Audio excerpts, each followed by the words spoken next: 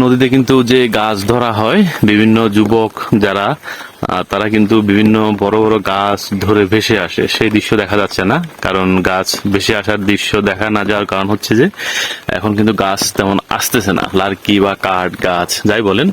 তবে আমাদের ফেনী নদীর দৃশ্য হয়তো আপনারা দেখছেন, অনেকটাই বিপদ মুক্ত বলা যায়। আজকে 5-7 দিন যেভাবে বৃষ্টি হচ্ছে চারিদিকে, তো আমাদের নদীর উপর কিন্তু হাজার হাজার পরিবারের অনেকটাই ভবিষ্যৎ বলা যায় নির্ভর করে। তার কারণ হচ্ছে যে পানি যদি বেশি হয়, নদীর পাড়ে প্রায় শত শত পরিবার রয়েছে, তারা পানিবন্দী হয়ে যাবে।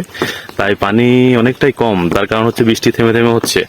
পাড় থেকে প্রায় 15-20 ফুট নিচে নেমে গেছে।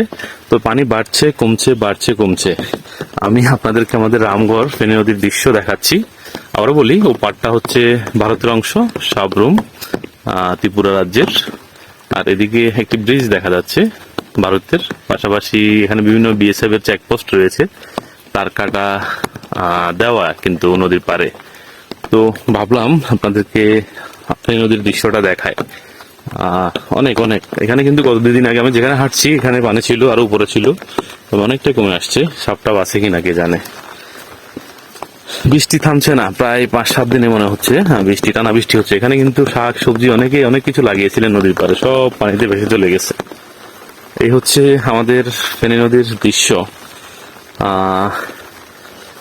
পানির স্রোত কিন্তু এখনো আছে।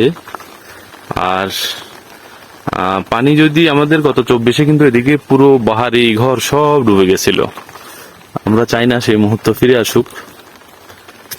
এই ছিল আমাদের রামগড় ফেনী নদীর দৃশ্য। মোটামুটি পানি অনেকটাই নিয়ন্ত্রণে বলা যায়, প্রায় আগের তুলনায় 15-20 ফুট পানি নিচে নেমে গেছে।